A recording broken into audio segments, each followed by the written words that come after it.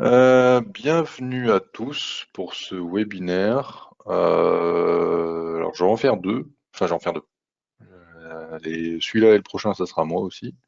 On a essayé de faire un webinaire alors, pour expliquer un peu ce qu'on pouvait faire à partir des résultats Molflow. C'est-à-dire qu'il y a ce que vous pouvez en tirer dans l'interface et aussi ce qu'on peut en faire à côté. Alors, je parle de résultats, il n'y aura pas que les résultats.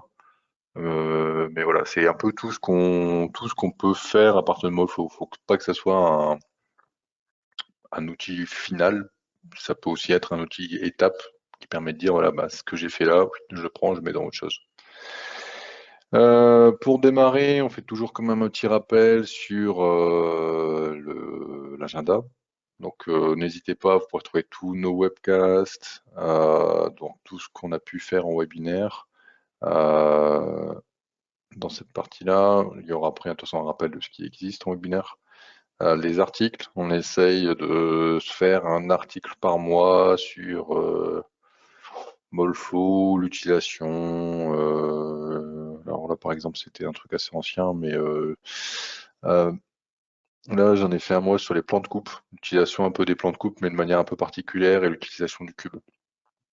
N'hésitez pas, sur le site Applicit blog, vous verrez. Il y a des choses aussi, enfin, je sais que j'en ai eu un client hier et il y a des choses que je dois lui envoyer qui ont été publiées sur les articles. Donc, toujours intéressant. Et donc voilà les webinaires. Je vais en profiter pour en parler tout de suite. J'en parlerai sûrement à la fin. Il y a un webinaire nouveauté 2023 prévu en novembre. Pour beaucoup, vous avez dû recevoir des invitations à installer la 2023. Concrètement, vous pouvez, mais pour l'instant, nous, on n'a pas eu de test, on va dire, abouti. C'est-à-dire qu'on ne peut pas vous dire ce qui va marcher du départ et ce qu'il faudra faire attention en termes de configuration, en termes d'installation et tout. Nous, on a commencé seulement à installer ça début de semaine dernière et encore pas tous. Et on est en train justement un peu de mener nos premiers tests, voir un peu voilà, ce qui va pas, ce à quoi il faut faire attention, les changements qu'il y a pu avoir pour justement le webinaire et pour pouvoir vous dire à ce moment-là, voilà, ce qu'il y a dans la 2023, ce à quoi il faut apporter un point particulier. Par exemple, sur la 2021, à l'époque, il y avait eu le support de Windows 7 qui était plus intégré. Donc, si c'est pas urgent pour vous, attendez après ce webinaire pour installer, en sachant qu'il faut mettre à jour la licence, il faut mettre à jour le LM Tools. C'est déjà les premières recommandations.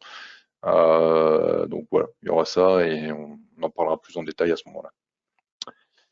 Et on va arriver dans le vif du sujet.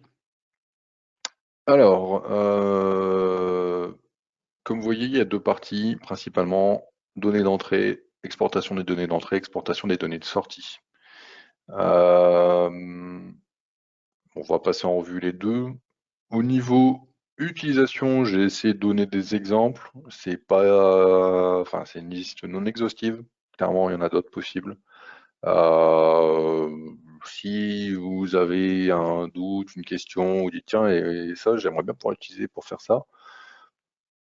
Vous utilisez le mail du support, n'hésitez pas, on pourra vous dire oui, faisable, non, ou oui, faisable, mais avec ces conditions-là. Et c'est parti, parce que du coup, alors, ce qui a mené, enfin, c'est un peu ce que j'ai dit en introduction, ce qui a mené à ce webinaire, c'est il y a plein de choses qu'on peut sortir de Molflow et beaucoup d'utilisateurs ne le connaissent pas, je vais dire tout bêtement. C'est même, alors, j'en fais partie et je pense que chez Applicit, on est à 3 et tout le monde ne le sait pas. Donc il y a des choses en fait qu'on peut sortir du logiciel qui peuvent permettre d'être utilisées ailleurs. Alors d'autres outils ou d'autres outils de post-traitement. On verra, je parle de tableur, des choses comme ça. Et l'idée c'était de présenter un peu ça.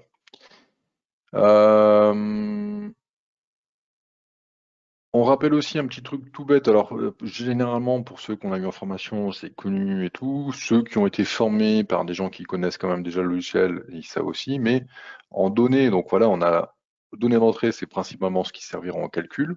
donnée de sortie, ça sera les résultats, journal, et justement la façon de traiter les résultats. Un truc tout bête, c'est que les images aussi. On a eu la question il n'y a pas longtemps sur comment exporter une image et une animation. Des gens qui n'avaient pas été formés, voilà, c'est un truc tout bête, mais il faut y penser, c'est que par moment ça peut être utile. En termes d'image, on peut faire du GIF ou BMP, un autre format de tête. Et en termes d'animation, vous avez trois possibilités, GIF, AVI et WebM. Et en fait, c'est trois formats vidéo un peu particuliers à chaque fois. Le GIF ne permettra pas d'animer correctement, ce sera une boucle. L'AVI permettra, par contre, ce sera très lourd. Le WebM, c'est un bon intermédiaire, par contre, il faut voir si tout le monde y a accès. Donc voilà, c'est une des premières possibilités d'exportation. En termes de données d'entrée, alors tout bêtement, le maillage. Le maillage, en fait, on peut le sortir de Molflow en PAT, UDM, alors MFL.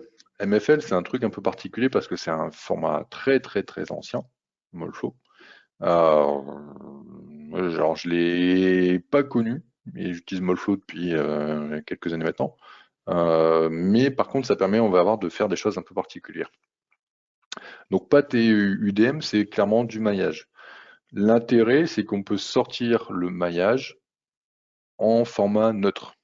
Donc il n'y a plus d'histoire de propriété, d'histoire de quoi que ce soit. Ça peut être utilisable du coup dans d'autres outils. C'est-à-dire qu'un maillage fait dans Molflow peut être intégré dans Ansys, Abacus, Nastran, enfin voilà. Donc on peut faire ça. Je reviendrai sur un exemple à la fin. J'ai bien précisé ici maillage 3D. Parce que en fait, quand on est en dual ou en mid-plane, on a encore un peu d'autres possibilités. On a en plus la possibilité de créer un STL à partir du maillage, et on a un format AMM, qui est un format alors un peu propriétaire Autodesk, Molflow, qui permet en fait de prendre le maillage Molflow Insight en surfacique et de l'envoyer vers Molflow Advisor. Donc il y a cette partie-là qui est utile. Alors le STL, vous verrez que ça peut aussi être utile parce que ça permet de retravailler le maillage sur une CAO et de recréer par exemple quand vous avez des formats de transfert un peu plus simples. Je disais un exemple. Le MFL, en fait, ça va vous sortir tout un tas de fichiers et sur les nœuds, enfin les nœuds, les éléments, les conditions d'entrée, etc., conditions limites, etc.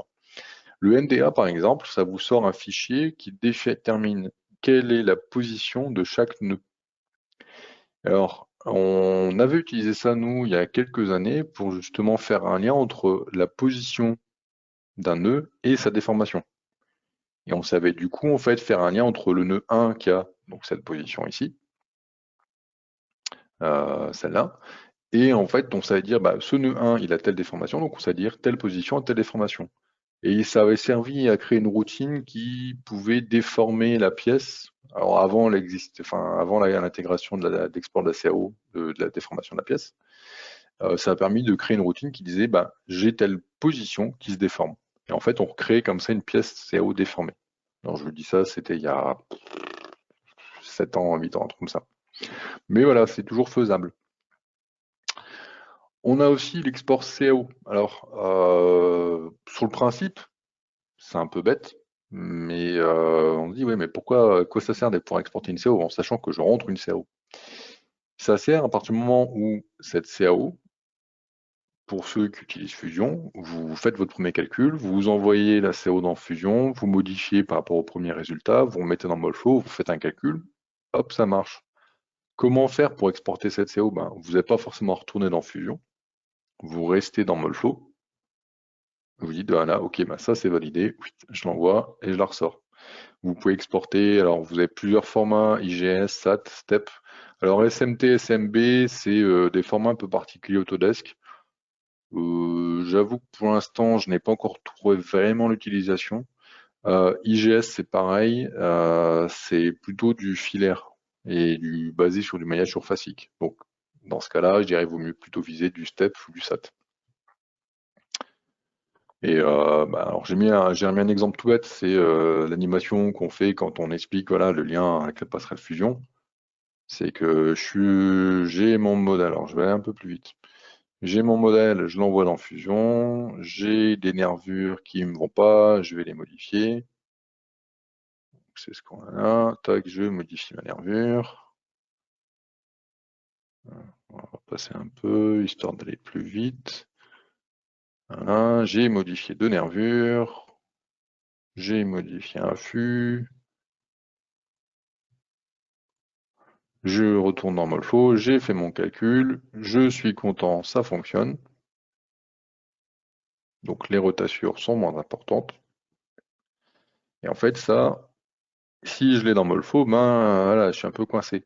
Et en fait, ce fichier-là, globalement, si je vais dans ici, le M en haut, export, ben, je peux demander à exporter la CO qui a servi pour ce modèle-là. C'est voilà, c'est un truc assez pratique. Est-ce que vous avez des questions pour l'instant? Je rappelle, il y a un petit menu questions dans le bandeau GoToWebinar. N'hésitez pas à les poser là-dedans.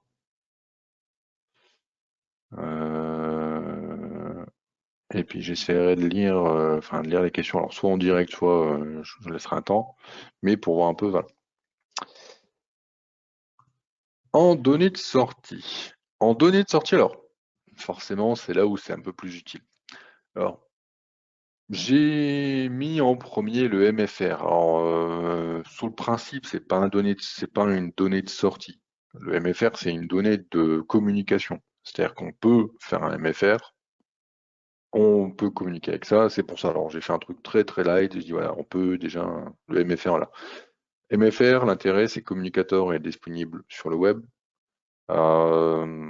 Le truc un peu sur lequel il faut faire attention, c'est que la version de communicateur doit correspondre à la version de Molfo. Et comme Autodesk met à jour assez facilement, donc là par exemple, le communicateur dispo sur le web, c'est forcément le 2023.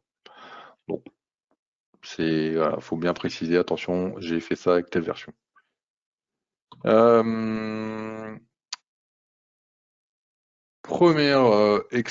Deuxième fonction d'export, le FBX. Alors le FBX, on en a un peu parlé au club utilisateur, et du coup je suis un petit peu revenu dessus.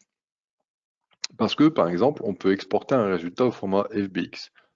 Sur le principe, ça a pas ou peu d'intérêt, dans la mesure où, par exemple, là, sur l'image qui est à droite, c'est le résultat température au front matière, exporté en FBX, intégré dans Fusion. J'ai ma vue du résultat, voilà, on se dit ouais, c'est super. Sauf que on peut pas en tirer grand chose parce que derrière, alors j'ai un champ de couleurs, on peut voir voilà, ouais, la distribution de couleurs, c'est bien. J'ai plus l'information d'échelle, donc ça veut rien dire.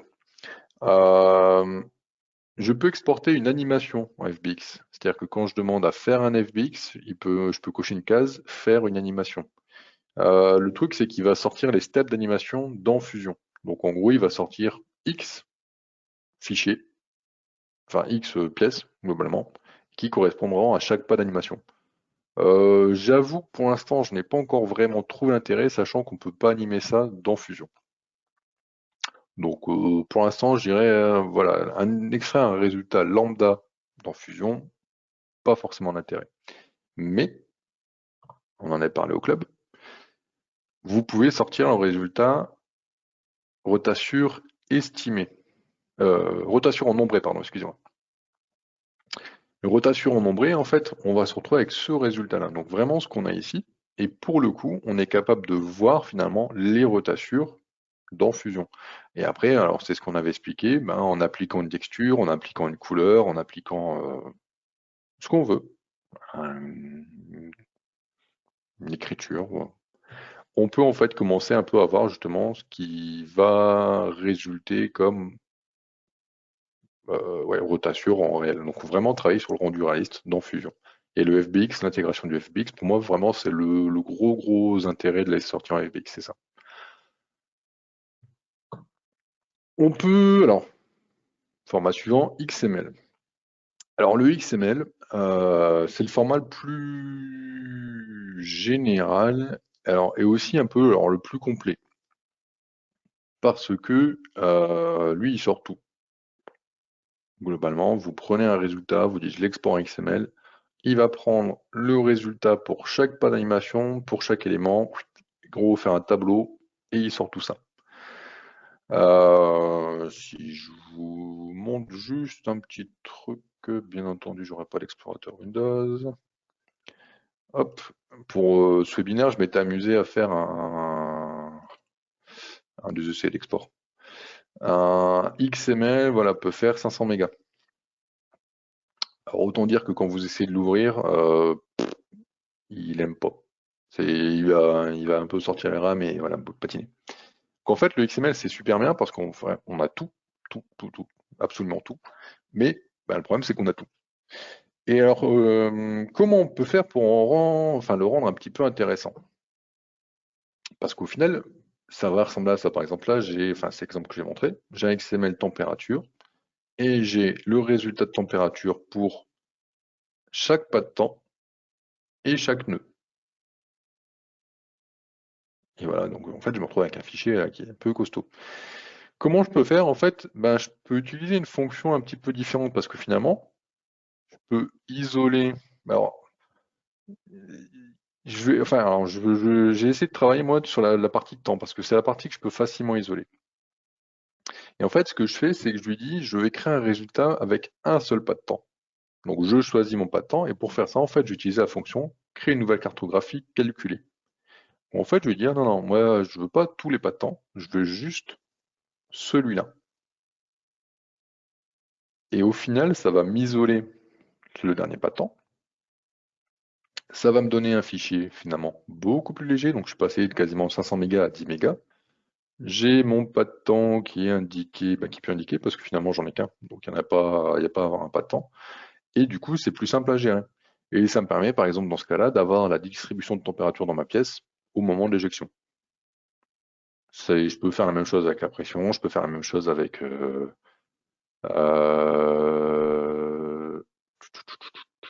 et alors j'ai une question, mais je la lirai après parce que j'en reparle justement après. Donc ça permet en fait voilà de sortir un peu ça. Il y avait un truc à un moment, j'aurais bien aimé pouvoir faire, mais j'ai pas encore totalement trouvé comment faire, c'est pouvoir exporter des résultats par exemple de pression sur certaines surfaces. Et on peut pas en fait lui dire de créer un résultat par rapport à ce qu'il y a à l'écran. Donc j'ai pas perdu l'espoir d'y arriver, mais pour l'instant j'ai pas pu le faire pour le binaire. Alors la question, j'ai une question, j'en reparlerai après parce que j'en parle. Donc on y reviendra. Euh, L'export en fait aussi après en format TXT. Euh, Globalement, quand vous avez des courbes dans Molflow, vous pouvez faire des choses dans Molflow déjà. Donc c'est ce qu'on a ici à l'écran. On peut jouer sur les échelles, on peut amplifier, voilà, on peut faire pas mal de choses. Sauf que dès qu'on va vouloir travailler sur deux courbes ou commencer à aller un peu plus loin dans le travail sur les courbes, on est limité. Molflow n'intègre pas un tableur. On leur a demandé de pouvoir faire en fait un lien un peu plus fort entre Molflow et Excel, de la même manière qu'un rapport par exemple. C'est en demande, mais pour l'instant il n'y a pas d'évolution. Euh, Par contre, alors c'est pour ça que voilà, nous on conseille de sortir finalement des courbes. C'est qu'on peut par exemple sortir les courbes de déformation sur deux pièces en contact pour analyser l'ajustement. Comment ça va marcher? En fait, tout bêtement, depuis la version 18, je crois, un truc comme ça, on peut en fait sortir des courbes sur une arête. Donc par exemple, j'ai deux pièces, une pièce gauche, une pièce droite, droite-gauche, pardon. Et en fait, si je prends la même arête, d'un côté ou de l'autre, la pièce, en fait, je peux avoir une courbe qui va ressembler à ça, donc pour chaque pièce. Ça, en fait, je peux pas l'utiliser dans Molflow. Je suis forcément sur deux études différentes, donc je peux pas dire, ah, je prends la courbe d'une étude, je la mets dans l'autre. Par contre, je peux très bien extraire les fichiers, la courbe en TXT, dans les deux cas, la remonter dans Excel, sous forme d'un tableau, et puis me retrouver, finalement, me faire deux courbes ici, donc la courbe orange, la courbe bleue, et puis du coup, mesurer, en fait, l'écart entre les deux, ce que j'ai fait ici. Donc en fait, j'ai pris les valeurs, puis après, j'ai tout post-traité dans Excel, pour pouvoir dire, bah, ok, bah, je vois de combien j'ai un écart. Et justement, alors à la limite, c'est presque la zone là qui m'embête parce que ici, je vais venir me coller. Donc, à faire attention à ça. Euh, Et alors, j'en arrive à un peu la question. Parce que, alors, j'en arrive un peu à la question. On peut, alors, dernier format d'export possible, c'est ben, la déformation. Et on peut l'exporter en fait en différents formats. Euh, on a la possibilité de faire ça donc en CAO, en STL, en UDM, donc en CAO. Bien faire attention à un point, c'est qu'on exporte ce qu'il y a à l'écran. Si vous intégrez la compensation, vous intégrez ce qu'il y a à l'écran.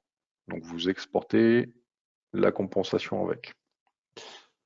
Et du coup, on peut tirer trois formats. Alors j'ai dit j'ai trois lignes alors qu'il y a quatre choix. C'est parce que en fait j'ai l'ASCII et le binary en STL, le UDM au milieu en fichier modèle et le fichier CAO. Et ça permet comme ça de comparer un peu. Alors là c'est ce que j'ai fait. J'ai la pièce normale on la voit moyennement. En fait, j'ai trois pièces ici à l'écran et je peux comparer comme ça la forme déformée, la contreforme et voir un peu ben, où ça se déforme le plus. Et du coup, j'avais une question par rapport à ça. Il est possible d'exporter un résultat de déformation au format STL, mais il n'est pas possible d'exporter le maillage nominal au format STL. Cette option serait pratique pour divers post-traitements. Euh,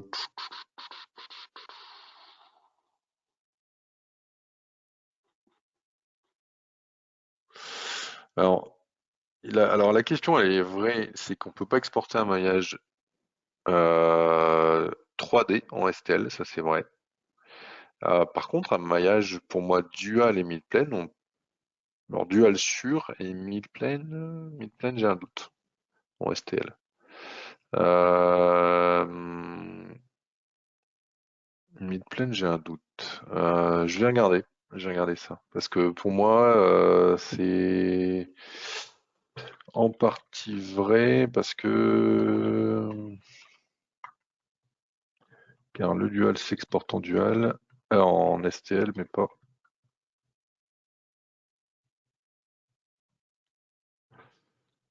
pour le mid-plane, ouais.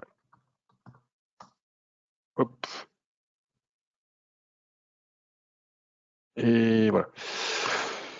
Et du coup, donc voilà, en fait, ça, cette déformation, bah, en CAO, on peut voir un peu comme ça comment ça se déforme. Euh, Ça permet aussi de pouvoir justement travailler en CO en se disant, ok, bah, j'ai ma déformation, je peux voir comme ça où j'ai des zones à retravailler, ou au contraire la contreforme et dire, ok, bah, c'est là où il faut que j'adapte. Maintenant, il faut quand même avoir en tête, c'est que quand Mojo fait une contreforme, Mojo il ne s'occupe pas de la moulabilité de la pièce, enfin de l'éjectabilité de la pièce. Donc les angles de dépouille et toute cette partie-là, il zappe totalement. Donc c'est pas idéal. Ouais, Midplane, on peut exporter que du patron du M, c'est bien ce que j'avais en tête. Mais je pense qu'en fait le STL, le truc c'est que c'est un format, enfin c'est un fichier maillage fermé et ça peut être que enfin que du dual pour moi, le STL. Je pense pas qu'on puisse faire autrement.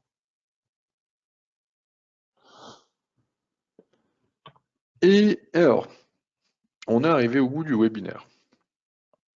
Donc voilà, l'idée c'était de vous montrer de manière simple un peu tout ce qui était possible.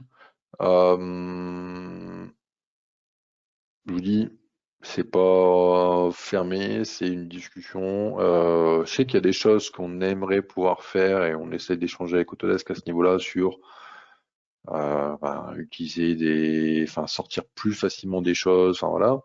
Si vous avez des idées, n'hésitez pas. Si vous avez des questions, n'hésitez pas non plus.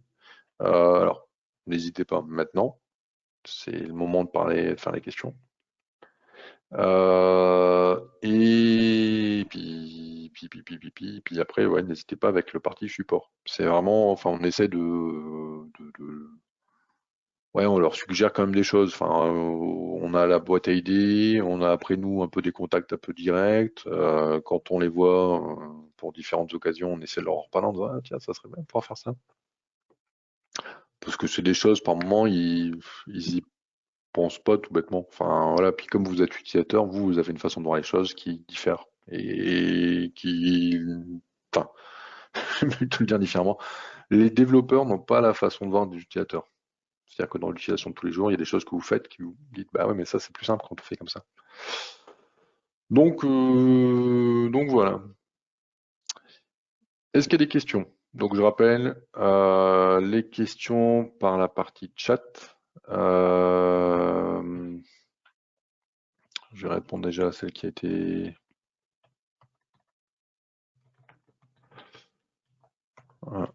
propriété. Ah, décidément, je ne vais pas y arriver. Propriété du STL.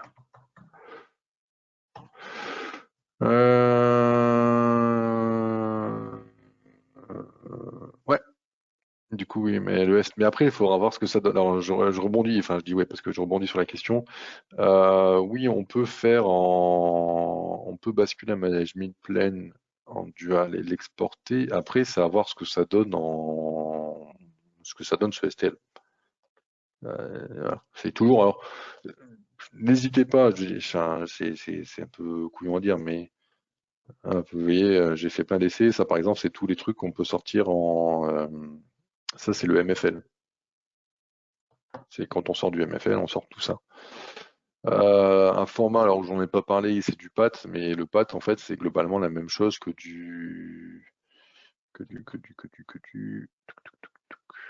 il est où?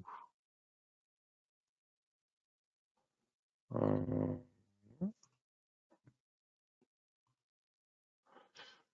le PAT, voilà, c'est un peu le même format que du fichier texte. Donc, voilà, on peut faire comme ça. Euh, J'ai une autre question, une autre façon d'exporter un maillage Nastran mid-plane sans avoir à faire tourner un calcul. Euh, Exporter le maillage en pâte, exporter un maillage Nastran mid-plane. Alors si c'est forcément un export du maillage, ouais, le tester en pâte, parce que sur le principe, un maillage en pâte ou un Nastran, c'est à peu près pareil. Est-ce que j'ai un modèle mid-plane là-dedans? J'ai pas de modèle mid-plane, j'ai pas de modèle mid-plane. On va s'en faire un vite fait. Ouais, il faut passer par une macro, oui, oui, mais la macro, elle nécessite d'avoir le calcul qui a tourné. Et la question, elle porte justement, c'est sans avoir fait à faire tourner le calcul. Géométrie, courbe, la création d'une pièce en direct. Tac, tac. Hop, appliquer. Hop, maillage. On va mettre un nœud d'injection. Je m'en fous du nœud d'injection d'ailleurs. Tac, on va faire 4 maillets.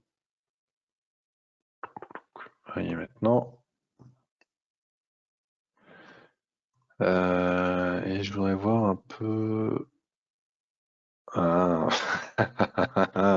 Alors, pour Dimitri, il y a un autre utilisateur qui utilise aussi du midplane. En gros, en fait, tu prends la macro MPI to NAS et en fait, tu chantes ta partie export de calcul.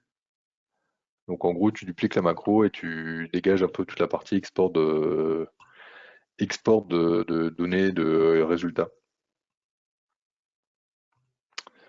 Modèle, donc, IDM, pat, bureau, export.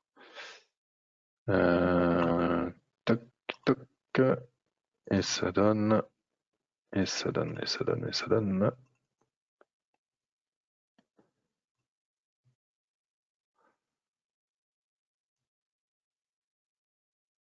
Ouais, c'est ça. Et ça donne, ouais, ça donne. Parce que pour moi, on ferait après à voir si c'est du NAS, si c'est mieux ou non. Parce que globalement, en fait, ça donne la position des nœuds et la position des triangles.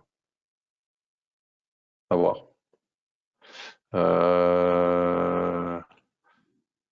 J'ai copié la réponse de l'un pour la mettre à l'autre. Hop.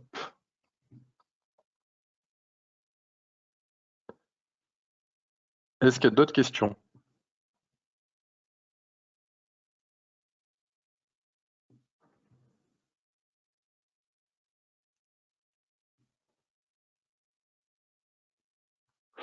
Je me permets, je réponds. Tester pour voir ce que cela donne à la fin.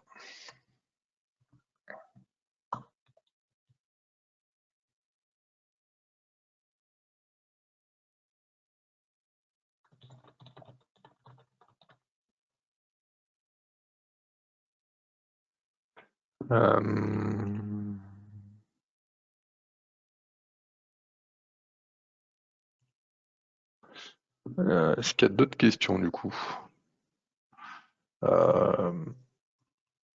Alors juste, enfin après je rebondis sur un truc. Je dis, ce que je vous ai montré là, c'est vraiment un tout des débuts. Il y a des choses qui peuvent être beaucoup plus poussées. Par exemple, on peut se dire,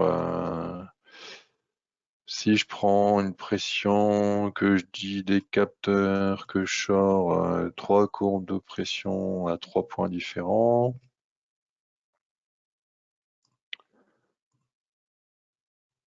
Ça, je peux toujours l'exporter. Pression, capteur, toc. Et du coup, ça me donne un premier jeu pour un nœud, pour un deuxième nœud, troisième nœud. Ici, ici et ici. Donc en fait, on peut vraiment travailler ça un peu différemment. Et alors après, je m'étais amusé sur Excel, enfin, ce que je vous ai montré ici. Voilà.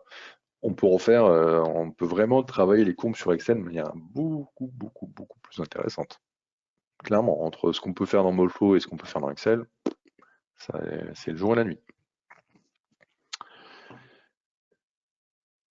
Est-ce qu'il y a d'autres questions? Si pas d'autres questions, on va en rester là. Je redis, n'hésitez pas, le support, on pourra vous répondre. Vous pouvez envoyer les mails aussi en direct, mais c'est mieux par là, c'est par le support. Ça permet d'être sûr d'avoir quelqu'un pour lire le ticket et puis le traiter, enfin lire la question et la traiter. C'est tout bon pour vous?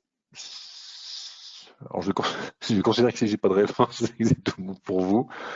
Il me reste à vous souhaiter une bonne journée et un bon week-end et puis à vous dire à bientôt. À bientôt. Au revoir.